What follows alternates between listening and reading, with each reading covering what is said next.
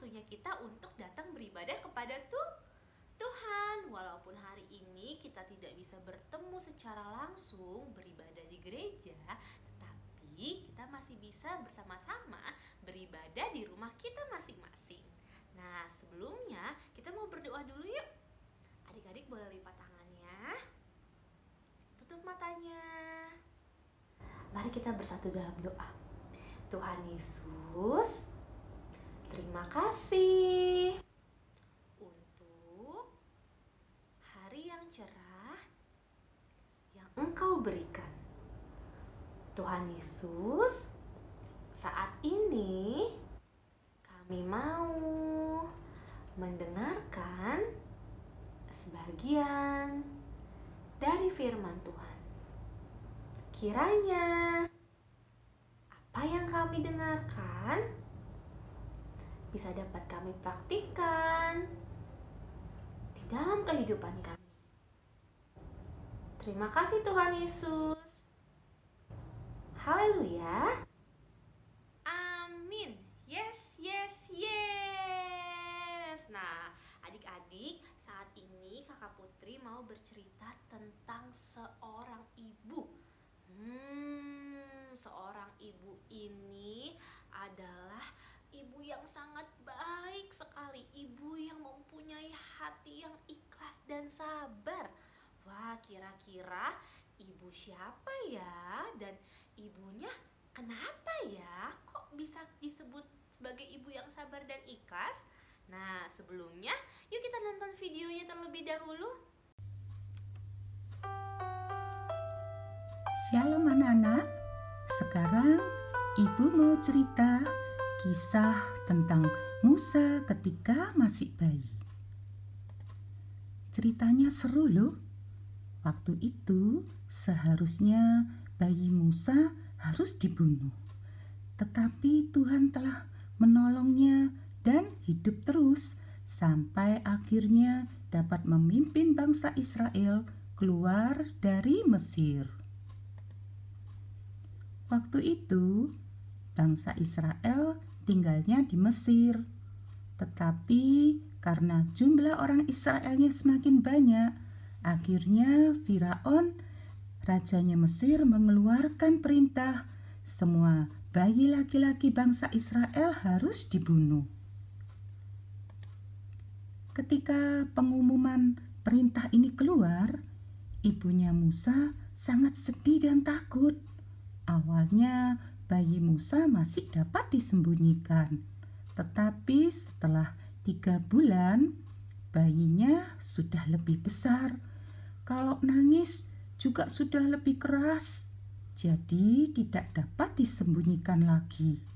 Sewaktu-waktu kalau tentara Mesir lewat dan dengar tangisannya, pasti bisa diambil dan dibunuh.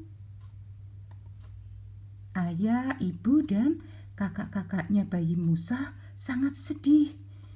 Mereka terus berdoa minta pertolongan dari Tuhan. Akhirnya ibunya dapat hikmat dari Tuhan. Dibuatnyalah keranjang seperti perahu kecil yang dilapisi supaya air tidak masuk. Kemudian bayi Musanya dimasukkan dalam keranjang itu dan dibawa ke Sungai Nil. Kakaknya perempuan yang menjaga dengan berdiri di tempat yang agak jauh untuk menjaga adiknya yang ada dalam keranjang. Datanglah putri Firaun untuk mandi di Sungai Nil yang didampingi oleh dayang-dayangnya. Tiba-tiba terlihatlah keranjang itu, dan ternyata waktu dibuka ada bayi di dalamnya yang sedang menangis. Putri Firaun merasa kasihan dan sayang pada bayi Musa. Tetapi putri Firaun sempat bingung. Bayinya menangis karena lapar. Untung waktu itu kakaknya bayi Musa ada di dekat sana. Ketika ia melihat putri Firaun menggendong adiknya, langsung didatangi dan berkata, "Maukah aku panggilkan seorang ibu untuk menyusui bayinya?" Putri Firaun langsung mau dan menyuruh cepat panggilkan ibu yang dapat menyusui bayinya.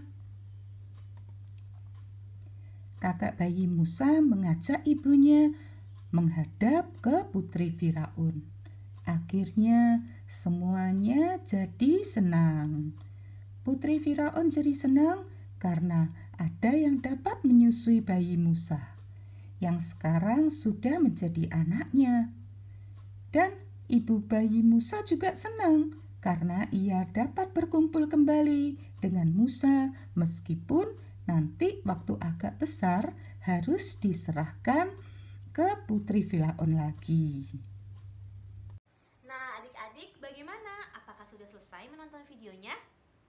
Ya, video yang barusan kita tonton adalah video tentang kelahiran Nabi Musa. Wah, kalau kelahiran pasti adalah sesuatu hal yang disukai dan disenangi atau membawa sukacita ya adik-adik. Nah, tapi pada saat itu ibu dari Musa yaitu Ibu Yokebed saat melahirkan Musa tidak merasa sukacita, tapi merasa takut karena waktu itu Raja Firaun mengeluarkan perintah untuk membunuh semua anak laki-laki di Mesir. Nah, Ibu Yokebed yang pada saat itu baru saja melahirkan bayi Musa langsung kebingungan. Aduh, bagaimana ya kalau nanti anakku ini dibunuh? Aduh, pasti seorang ibu akan sedih sekali ya adik-adik kalau tahu anaknya akan dibunuh. Nah, sehari Ibu Yokebed itu menyembunyikan anaknya. Seminggu, 2 minggu, 3 minggu, sampai 3 bulan Ibu Yokebed ini merasa, aduh, sepertinya aku tidak bisa terus-terusan nih untuk menyembunyikan anakku ini. Pasti nanti lambat laun, lama-lama akan ketahuan oleh Raja Firaun dan nanti pasti anakku akan dibunuh. Aduh, Ibu Yokebed bingung sekali dan khawatir. Lalu Ibu Yokebed berdoa kepada Tuhan dan membuat keranjang. Tadi kita sudah lihat bersama-sama ya. Membuat keranjang lalu menaruh bayi Musa ke dalam keranjang itu. Lalu keranjangnya dihanyutkan di dalam bukan di dalam tapi di Sungai Nil ya. Nah, kira-kira Ibu Yokebed itu sedih tidak ya? Iya, pasti sedih ya adik-adik. Seorang ibu pasti sedih jika berada jauh dengan anak-anaknya, sama dengan Ibu Yokebed ini. Tetapi Ibu Yokebed ini percaya bahwa Tuhan pasti melindungi anaknya. Tuhan pasti melindungi bayi kecil Musa ini. Benar saja ya, dari video yang tadi kita sudah lihat. Wah, pada saat bayi Musa dihanyutkan ke dalam Sungai Nil, ternyata ada Putri Firaun yang sedang mandi dan melihat keranjang yang berisi seorang bayi, yaitu bayi Musa itu. Wah, lalu Tuhan memberikan belas kasihan kepada Putri Firaun supaya bayi ini tidak diberikan kepada Firaun dan tidak dibunuh. Ya, betul. Nah, lalu bukan itu saja ya, ternyata kakak dari Musa yaitu siapa tadi?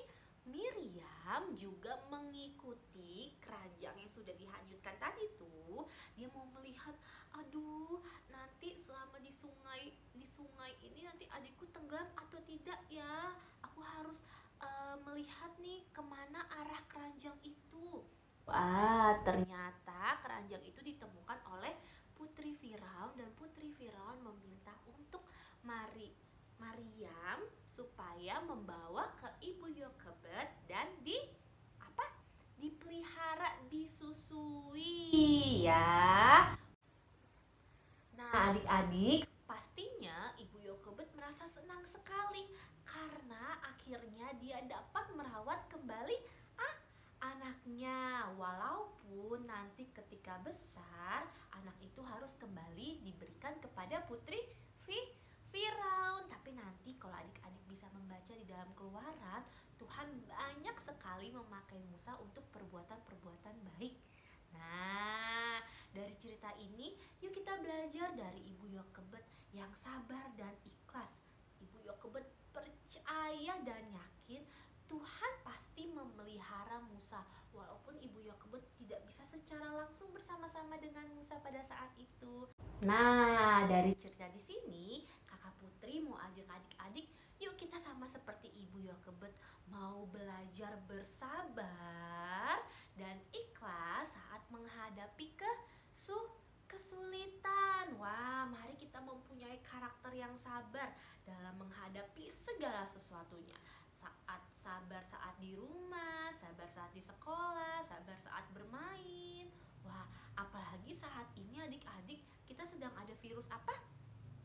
Ya betul, sedang ada virus corona. Kita tidak boleh keluar rumah, kita tidak bisa lagi jalan-jalan, kita tidak bisa lagi bertemu teman-teman secara langsung di sekolah. Kita harus bertemu lewat online, bertemu teman-teman lewat online, sekolah online, sekolah minggu juga online.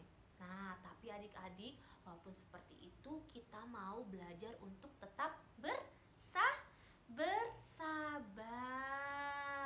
ya, bersabar. Pasti nanti Tuhan akan tolong kita, pasti nanti kita bisa melewati virus corona ini. Yuk adik-adik, kita jadikan sabar itu adalah karakter kita, karena Tuhan cinta anak-anak yang sabar. Oke adik-adik. Nah, adik-adik nanti boleh nggak meminta mama atau papa untuk membaca kisah tentang kelahiran Musa ini, ada di Keluaran 2 ya. Untuk adik-adik yang sudah bisa membaca, adik-adik bisa membacanya sendiri. Oke adik-adik, sekarang kita mau berdoa dulu yuk. Kita mau tutup ibadah kita. Mari kita bersatu dalam doa. Tuhan Yesus, terima kasih. Tadi kami sudah mendengarkan sebagian dari firman-Mu. Tuhan, kami belajar dari sikap sabar, ikhlas dari seorang ibu Musa, yaitu Ibu Yokebed. Ajar kami juga Bapa, agar kami bisa menjadi anak-anak Tuhan yang sabar dan ikhlas Tuhan. Terima kasih Bapa, kami percaya Engkau Allah yang selalu melindungi kami, Engkau Allah yang selalu menyertai kami, sama seperti Engkau menyertai bayi Musa. Terima kasih Tuhan Yesus, haleluya. Amin. Yes. Sampai jumpa besok. Bukan, minggu depan.